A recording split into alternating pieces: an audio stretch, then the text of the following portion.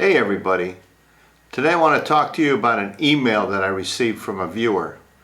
I received this just after my latest scammer video, and I'm going to read you the email and then I'm going to break it down and comment on the email section by section. So I hope you like this video and subscribe to our channel. So let's get to the email.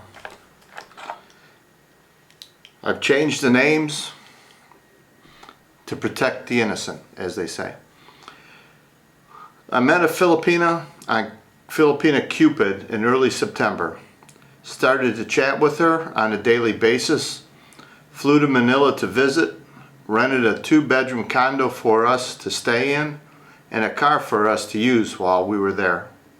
She has 2 kids, a 9-year-old boy, a 12-year-old girl, and she had been separated from her husband for 3 years. But as you know, there are no divorces in the Philippines. Prior to me getting there, I had sent money to her to secure the rental car and to buy groceries. She kept great records of how she spent the money. While I was there, of course, I paid for everything. This is where it gets interesting. I had told the kids I would take them to a water park while I was there. I thought it was nearby, but it turns out that it was nearly 2 hours away. The kids asked if their cousins could go. I said I was okay with that. On the day before we were going to go, my girlfriend's brother showed up with his wife, 2 daughters, 3 and 6, and his brother-in-law. Unbeknownst to me, they were spending the night, and then all of them were going to the water park on my dime. I wasn't happy, but I sucked it up. Turns out the rains were very bad and we canceled the trip. But I still ended up buying breakfast, lunch, and dinner for the entire group and had to endure a condo full of people I did not know overnight. Prior to me getting there, the girlfriend had told me her sister had required her to return the motorcycle she had borrowed. So she was walking the kids 1.5 kilometers to school and 1.5 kilometers back. When I got there, I told her I would buy her a scooter. So we went with her brother to a guy he knows that sells bank repos, and I spent $900 US for a 2021 Yamaha Mio 125 with 2,000 kilometers on the scooter. By the way, I saw the bike in video chats, so she still has it. Most recently, I sent her and the kids by bus to visit their parents for the holidays. I paid for the travel and I gave her some pocket money. When she got there, she said her oldest sister in Japan had suspended allowance to her parents, stating that since she was there and had a rich boyfriend, she could pay the allowance. Suffering from white knight syndrome, I sent her $300 US. The parents were in a lot of our chats and I could see where they lived, pictures from the church, and a gift handout to a lot of local province kids. Of course I paid for that as well, but I felt good about giving back. I liked the girl.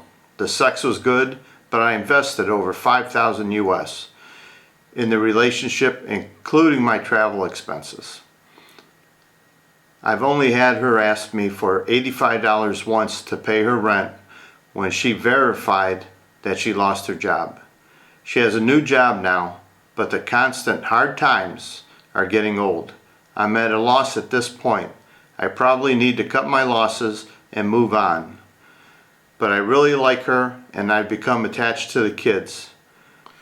My heart goes out to this young man. He found somebody he really likes on Filipina Cupid. He did the right thing. He got on a plane and went and visited her. Put his boots on the ground. Made sure she was who she said she was. She was a single mother with 2 kids, and that she had. He made plans to meet her and spend an enjoyable vacation with her. Got a little bit of a monkey wrench in there when some of the family decided to invite themselves, or she invited them. Nobody knows.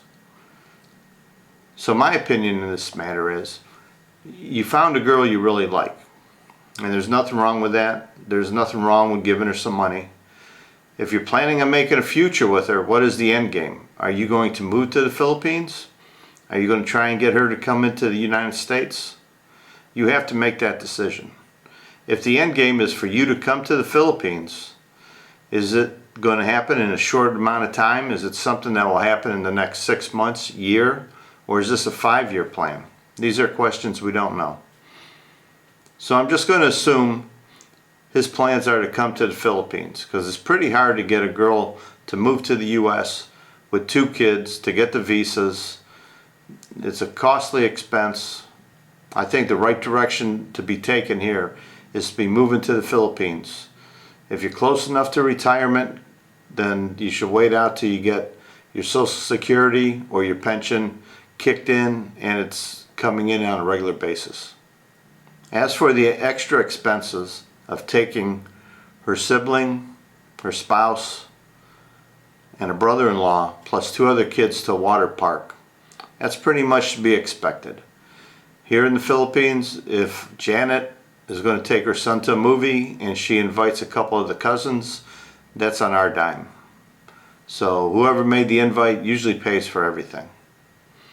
Staying with you in the condo, better than them getting a separate room, money-wise. Buying them dinner, if you have guests over, you have to feed them. I think it's the family taking advantage of her more than the family taking advantage of you. She's probably very proud to show off her new boyfriend, to show off that he has money, to show off that he's going to take good care of her. And a lot of times it's the family needling the girlfriend, pushing the girlfriend to get more money to help them pay for their hardships or their expenses. The allowance for the family, for the parents, I don't know what that's about. A girl working overseas in Japan is making pretty good money. She could send a couple $100 US to her family, no problem, every month. But if the bragging has been too much and they think you're richer than you are, I think you've led them down that road. I think you've shown them a lot of money. I think by you hopping on a plane, getting a condo, renting a car in Manila, and then inviting people to go to a water park, also taking them out to dinner, this is the case of flashing too much money. What you need to do with a girl is you need to have a serious talk. If you really do like her and you think she could possibly be the one, you have to put her on a budget. You're going to have to tell her, hey, this is all you're going to get. You said she's working now. How much is she making? How much is her rent? Figure it out. Figure out what is a fair amount for you to support, if that's what you want to do. And if that's the girl you're going to be with, find a fair amount, stick to it, and don't deviate. Don't let the family pressure her to pressure you to feeling guilty. Feeling guilty is the big scam. Family pressuring the girl's not scamming you, but she's under tremendous pressure from the family to get money from you. And it's not to milk you for every dime you got. They just think you have a lot of dimes, and you won't miss a few. Now, you said her rent was $85 a month. That's about 4,000 pesos. Food costs and everything. I would say I would never send her more than 8,000 to 10,000 pesos a month. 200 bucks max, plus what she's making, should be enough for her to survive, to live comfortably where she's at. Maybe not the standards that you have, maybe not the standards that you really want your girl to be in, but it's the standards that they're used to, the standards that they will accept. Walking 1.5 kilometers, was that a little bit over a mile and a quarter? Was that a 30-minute walk each direction? That's common here in the Philippines. That's not that far to walk. You know, it's not bitter cold. They don't have a foot of snow on the ground. Walking to school is a common thing here. Taking a trike to the school, 20 pesos, 15 pesos each direction. It's not a big expense. It's nice you bought him a bike. Now they have a bike, they don't have to walk. She doesn't need to get on a trike to go down and get groceries. She has transportation to get around. But it's funny how you came into the picture, and that's the day the sister took the motorcycle back. You come into the picture, that's the day the sister in Japan quit sending the allowance. It's just too much coincidence. You come into the picture and she lost her job and she needed rent. I didn't meet this girl. I don't know this girl. But since you met her in person, you have a better view of the situation than anybody else. If you had never met her in person, I would say run fast. But since you met her, you have to decide, is she the right one? And if she's not, just cut your losses and move on. There's plenty of girls here in the Philippines to keep contacting and looking for until you come. I wish I knew how long it was until you retire. If it's a short period of time, I'd say go for it. If it's a long period of time, I'd be cutting my losses here. I don't think you want to be supporting a girl for a year and a half after having this bitter taste in your mouth. I think every time you go to send her something or you ask her about something, no matter what receipt she shows you, no matter what record she has, you're always going to have some doubt in your mind. Now, I don't think she's scamming you because she has a husband or another boyfriend. I just think she's being pressured by the family because she has a boyfriend that they believe is rich. And I put a lot of the blame on you. You showed too much. You gave too much too fast. You shouldn't have bought a promise of a bike when you got there. You shouldn't have rented a car. You should have just got a hotel in town, stay in a condo in town, an Airbnb for a couple weeks or a week, and asked her to have somebody take care of the kids while she comes and visits you. That's what you should have done.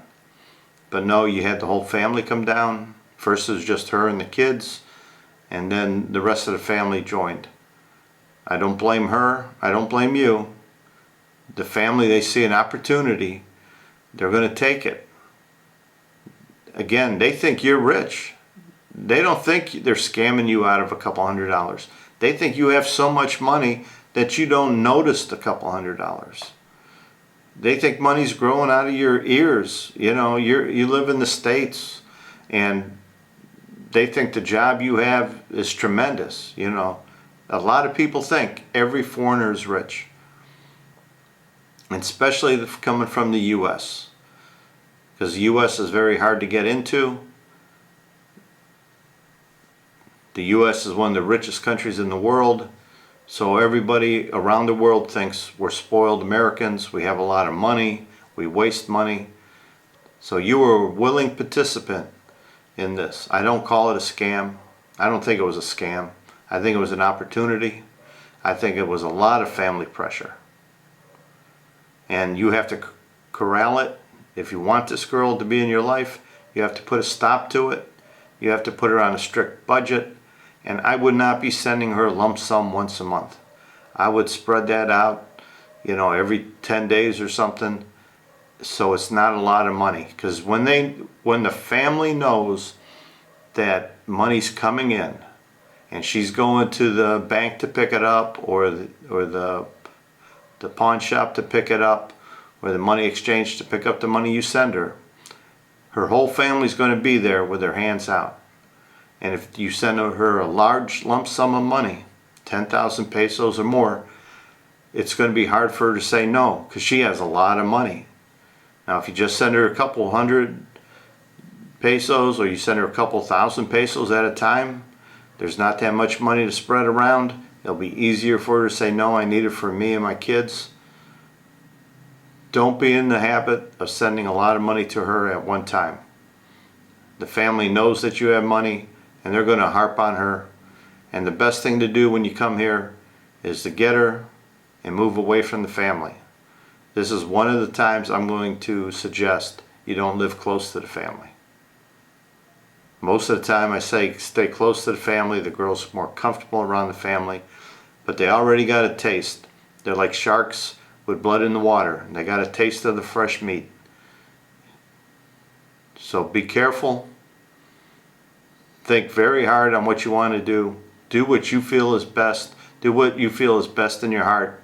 And if you hang up the phone, or you turn the computer off, or you sign off from online, and you're sitting there saying, I can't keep doing this, I don't want to do that, then don't do it. But if you really want to be with her, you have to set limits to how much money she gets and what she does with the money. And before you set a limit of, I'm going to give you $10,000 a month, or I'm going to send you $3,000 a month, whatever it is, sit down and talk with her about what her needs are. Not what her wants are, what her needs are. She needs a bag of rice. She needs X amount kilos of chicken. Mostly fish. Fish is running around 240 pesos a kilo, 260 a kilo. I don't know what everything is in Manila. Some people say it's more expensive food-wise. Other people say it's cheaper in the province, in Luzon. I don't know. I'm not there. But decide a budget. Decide how much you're only going to send. Put a limit on it. And stay within that limit. Don't go over it. If something's coming up every month, if there's a new hardship every month, then it's not good. Her living style should be waiting on you to arrive in the Philippines. She should be going to work.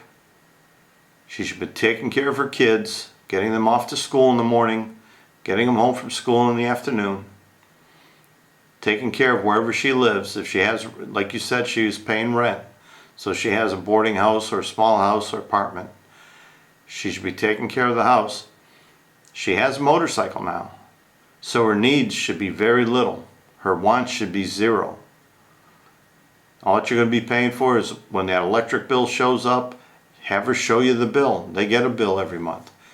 Water bill comes. They have a water bill every month. Have her show it to you. Yeah, you're going to pay a little bit extra in the fees sending it to her, but I think it's better to put her on a tight rein, tight budget, a low budget until you get there. And make her life a little hard. Make her have to stretch that money. Make her prove that she's waiting for you. And when you get there, you'll make her life a lot better. But this last trip you had, this email of how the expenses were getting more and more, how the family just showed up and showed up. You have to ask the questions. They won't tell you. Can our cousins come? How many cousins? Who's coming? And very seldom do kids travel alone. If you have 2 cousins coming, where are they coming from? And if they're coming from the province, you know somebody's going to travel with them. And why would they be coming all that way just to go to the park? They're coming all that way to spend a day or 2 days. And you have to feed whenever you have a guest. You will always be feeding your guest. I feed every guest that comes into my house. Be it Janet's family, be it a foreign friend, a total stranger, a business associate, whoever comes to my house, I feed. When I tell them I'm going to meet you for lunch, I'm paying for lunch. Whoever does the inviting usually does the paying. So, I don't know what to tell you other than what I've said. I hope our viewers will leave a comment. Tell me what their opinion is. Some of it's going to be hard to read. But like I said, you're the only one that met her in person. And you met one, you can meet another. And trust me, the sex was good. The sex will be good with the next one too. These girls are very nice. They're very passionate. And don't let sex be the determination if you're going to be staying with this girl or sending her money. 5K buys you a lot of sex no matter what country you're in. I appreciate the letter. I thank you for sharing this letter with me and letting me share it with my viewers. I hope you make the right decision. Please stay in touch. I want to know how things go. And this is more than a YouTube video. I am personally involved now with you and your relationship. I want to hear how it goes, good, bad, or indifferent. If you give up on the Philippines, if you decide to try it with her, what have you decided to do with her? And hopefully there's a good story at the end of this. And I know you'll have a good story at the end of this. It's either going to be with her or somebody else someday. You sound like a good man with a good heart, and you sound smart. And like I said, when we come from the US and we come here on vacation, money's really not an object. We have credit cards, we have bank accounts, we have a job we're going back to, and we're going to earn another $1,000 next week. So keep me posted, and I'll let my viewers know how it went. To my viewers, if any of you want to share an experience like this with me, I will never share it in a video without your permission. I will always contact you and talk to you via email or private message, and I'd get your permission to use your story or not use it. But even if I don't use it, I'm still interested in all of you, and I hope you all make the right choices in your life, and I hope you all enjoy your retirement years and you find all the happiness that you deserve. So thanks for watching.